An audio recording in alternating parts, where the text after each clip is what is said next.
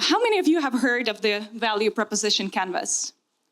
Yay, that's great. And that's what I also thought, like, oh, that's a pretty old tool, like everybody knows about it. But then I asked several product managers that I know that are of younger generation, like my generation, and they were still like, I haven't heard of it, I never use it. And I was just like, well, that's the essentials, so why not to, like, new stuff is just forgotten old stuff. So the canvas, it's the value proposition canvas is just a part of a bigger value proposition design book and a business canvas in general. So we're just going to cover that part, but it's going to be useful for startup founders, entrepreneurs, product managers, product marketing managers, marketers, and anyone who needs to define value for their product, service, or offering. I'm originally from Ukraine, and that's why the problem with the name getting, because it's in Cyrillics and there are different years when they transliterated into English in different ways. So if you meet different Julius was like I, U, Y, that's all normal. We're all Yuliia. I believe the origin is still Roman. I worked at Expedia Group as a marketing manager responsible for new and offline channels. And also I have Honeycomb Software, which is originally a Ukrainian software development company with growth advising. I think it's really important to talk about the affiliations, especially the first one. So Svitlo is a nonprofit which helps Ukrainian refugees which were affected by the Russian invasion here in the US. It's basically like a compass and a chatbot which helps Ukrainians navigate the services, governmental services, where do they go to get their social security, what do they do when they arrive to Ukraine, and I help Svitlo as a product marketing manager to define their positioning and held some customer interviews, and actually we were using value proposition canvas to form our value and our proposition. So let's get started. Here we go. That's how it all looks. To many of you, this is very familiar. We have customer on the right, and that's where we are going to start. This is all about our customer, our user, about customer jobs, gains and pains, and then we will proceed to the left, and you see a little present or a gift, and that's something that we want to offer to our customer. One important point, we will talk more generally here today, but once you will take it back to your teams or work on it on your own, just remember it's really important to define the customer pretty precisely. Like you are talking about a particular customer or like group of customers, not everyone in the market that might be interested in your offering. And ideally, you would do that kind of value proposition map for each group of your customer and your competitors and their group of the customers to define where you can differentiate. So let's start with the customer segment. And we go with customer jobs. Again, I'm pretty sure everybody knows and heard about the jobs to be done. Those are things that our customers and users want to have solved, and that's why our products or offerings exist to address those jobs to be done. Important things to remember here, we have in bold tasks, problems, and needs. Important here to understand those are not only functional things, basically not the first things that come to your mind.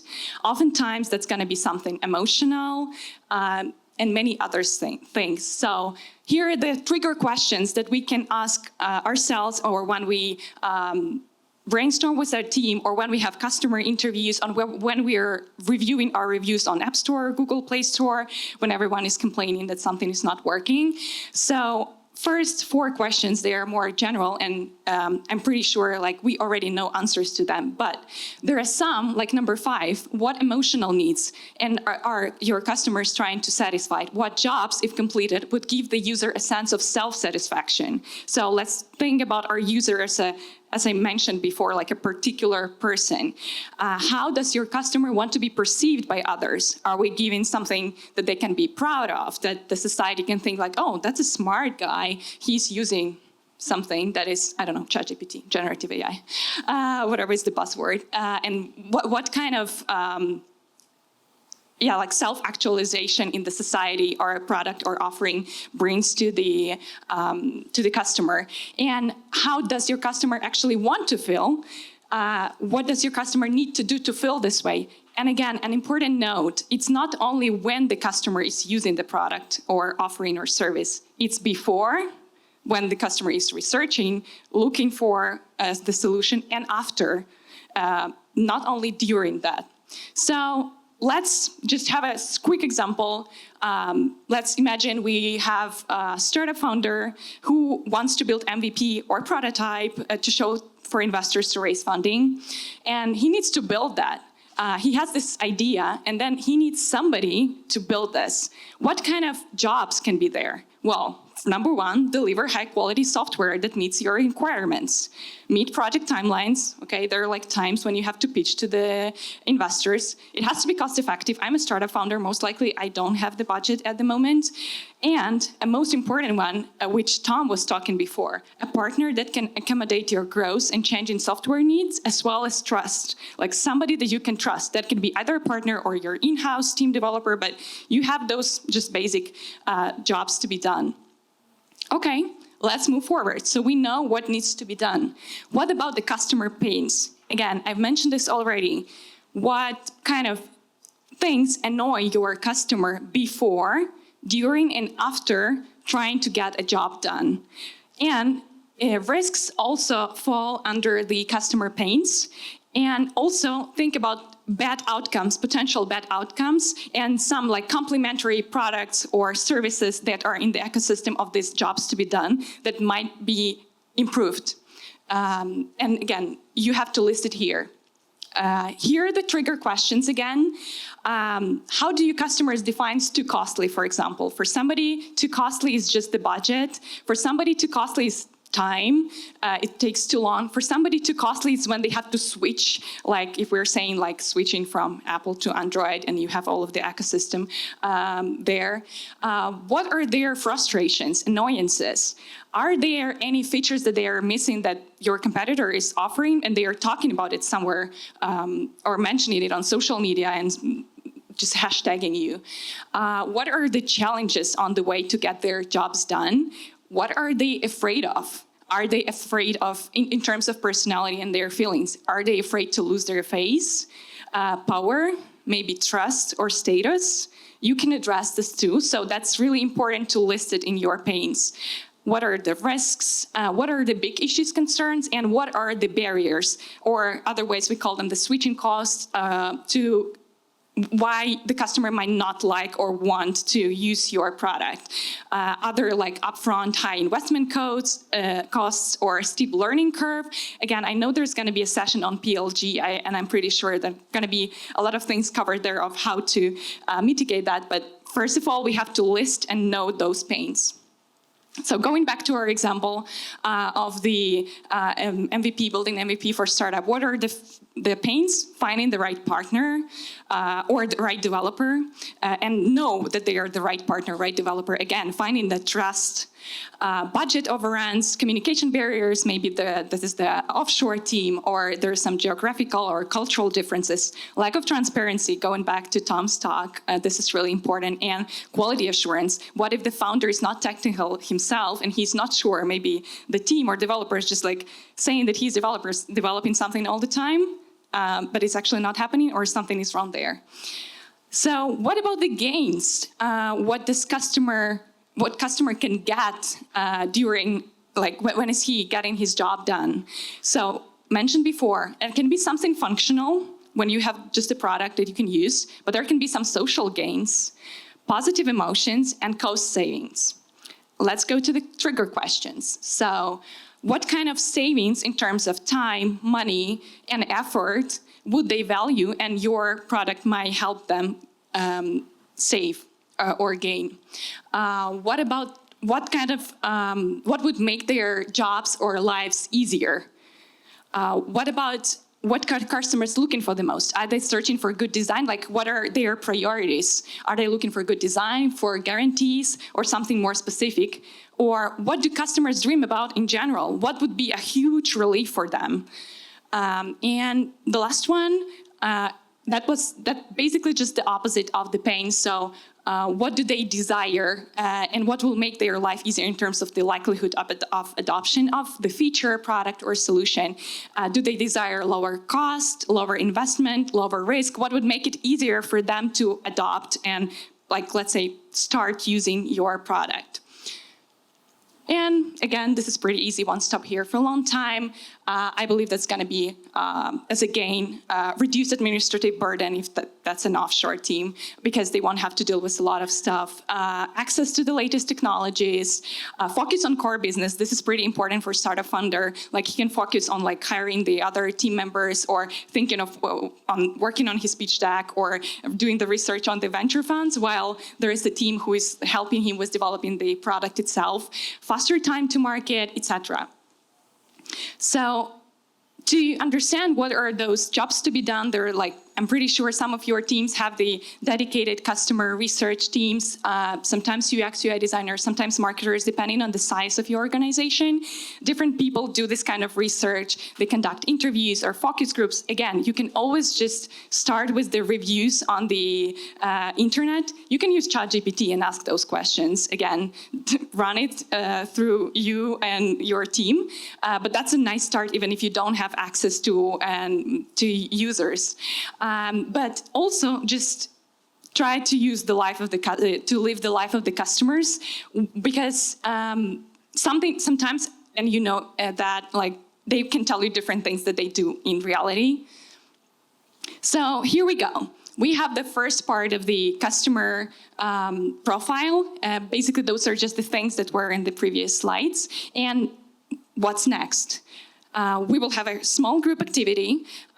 You will have 5 minutes to talk. You can do a small groups, or just talk to somebody who is to your right or to your left, and just discuss the jobs to be done and pains and gains for a customer of the food delivery app who has dietary restrictions. What are their jobs to be done, pains and gains. So time is on. Go ahead, discuss with your neighbor. Is there anyone or any group who would like to share something? Come on, I'm pretty sure. Hey, go ahead. I can share mine. Thank you. Yuliia? So my group, we decided we would try to keep this as simple as possible, and we kind of agreed we would love to use ChatGPT to do prompts. And that would have been fun, but part of me, being somewhat of a data guy, I like the data standardization. So we went with, let's just do 3 to 5 choices. And we think just multi-selecting them, you could narrow down your allergic reactions / dietary needs. And that would be good enough to find some restaurant in some geolocation that could deliver food for you. But we think things are probably going to head more towards ChatGPT prompting, but we'll see.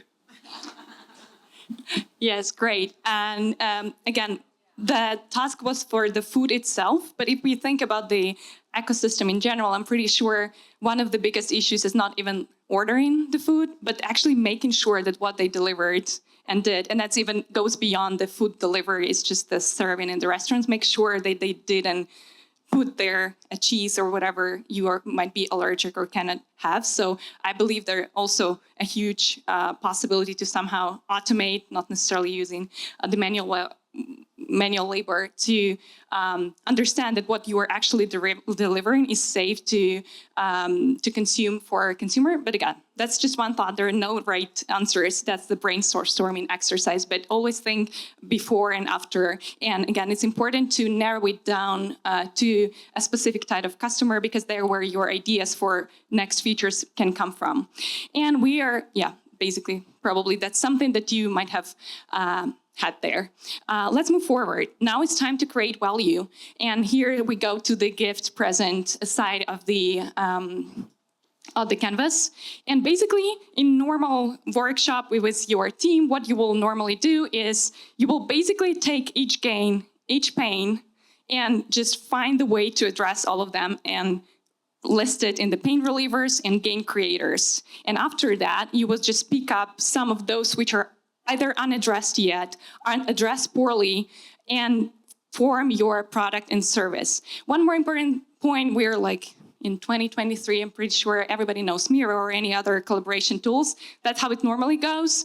You just have your Miro board, you have your team, and you just put sticky notes, and then you just move them and work with your team. That's like the best way to do it. So just to slow down here for a while, pain relievers. What can help eliminate or reduce some of the things that annoy or irritate your customer before, during, and after the addressing jobs to be done. And here we go, the helpful advice.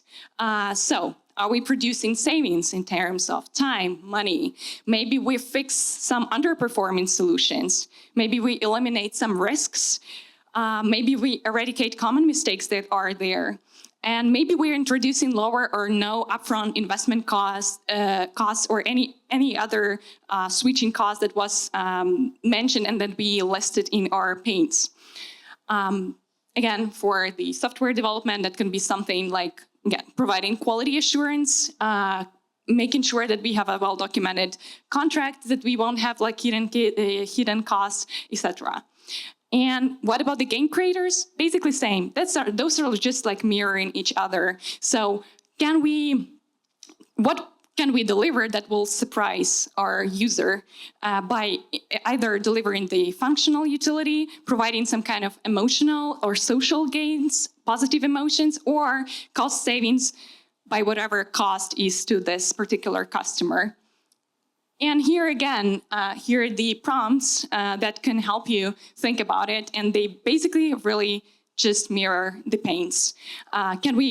But I would like to really just emphasize one more time, like, can it create positive social consequences? But maybe using our solution or being our user makes customer look good in society or increase power or status. Don't forget about those things. Sometimes we just narrow down in the addressing functional things and forgetting about everything else. And again, just a list of it. I won't stop on it. I'm pretty sure you have a list of all of that for your products. And after, as I mentioned before, we have the game creators, pain relievers, and we are going to just speak up. Again, we are not going to be able to address everything in one product or in one feature development. We have to pick up the best and how we are going to pick. I will tell about it in the next slide, but we form our product and offering. So let's have a group activity one more time for the same food delivery app, for the same customer with dietary restrictions. I've already set my perspective on it, but now try to discuss what can be the possible products or offerings that will eliminate the pain and create the gain. We have 5 minutes. Anyone who would like to share their ideas? Again, there are no right or wrong answers. We're just switching on our imagination, whatever is possible. What would be the solution? Anyone? No?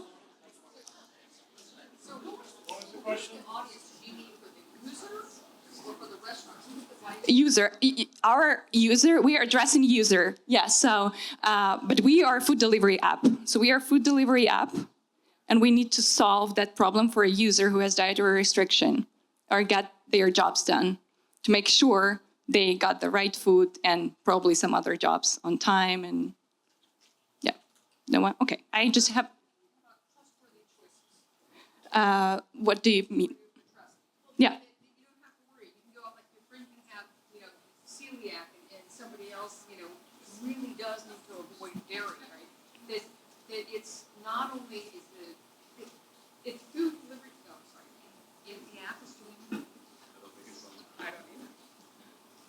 If the app is doing its job well, right, it will have vetted the restaurants, right? And so then you can just go out or you can order in. You can enjoy your food instead of stressing out about it, right? So they would be trustworthy. Yeah, we came up with simplified mealtime while protecting your health. Yeah, this is great. But I like the vetting process too. That's like something that's on the level of the app. If the restaurant receives too many reviews when customers saying like they are mixing my order and they are not like seeing what I'm putting there, yeah, vet it. So that's also, yeah, great options. I mean, that's more of a benefit Yeah, correct. We were talking about the pains and gains. And again, we cannot address all of them. That is just a part of that jobs to be done for that particular client or customer. But when we start forming our proposition, and that's another template, I'm going to speed up here because I believe I have only like 2 minutes, but that's something very simple. That's definitely not something that you're definitely going to use in your marketing or acquisition campaigns, but something that will just gives you like a North Star vision for your product. So basically you just feel free to take a picture of it. I have the QR code to download all of these resources. They are free, where you just basically take those notes that you put into the gains, pains, pain relievers, gain creators, and you just input it here for each particular type of customer, and boom, your value proposition is ready. For example, for the food, this is generated by ChatGPT. For busy individuals seeking convenient and reliable, but I did my pre-work there too, so I asked to create the gains, weigh-ins, and all of this. Go to choice. We offer easy-to-use mobile app that provides access to a diverse range of partner restaurants, ensuring you can satisfy your cravings quickly. That's the jobs to be done, and the gain. With our fast and predictable delivery times, that's the pain. I'm pretty sure everybody knows that. Transparent pricing, also, and detailed dietary information. We aim to make your dining experience hassle-free. Count on and again, we have the benefit and the gain creator, cost-effective delivery, accurate orders, etc. What are the steps that you need to do? Because it isn't just my perspective, maybe it's the way I think, but my customer is not thinking this way. So yeah, fill this customer profile and the whole value proposition on your own. Can consult ChatGPT, available public researches.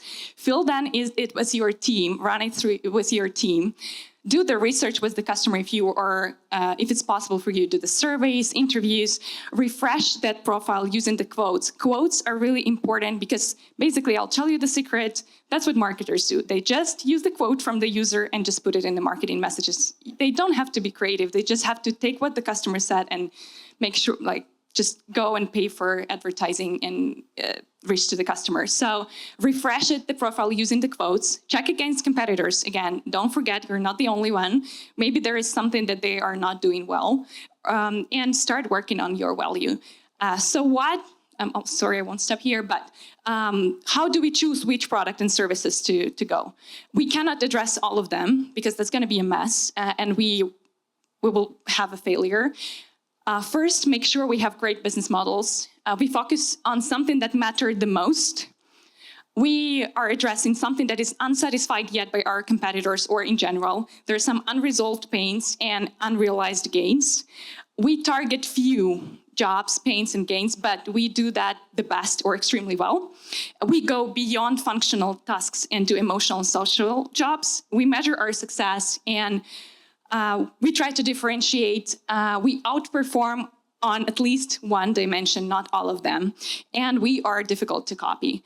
That's it. Here you go, the QR code for the strategizer with all of the templates and more. Go ahead. Again, to me, it's just a sanity check that you are doing what would actually make sense for your particular customer. And I think there's no time for Q&A. Thank you very much.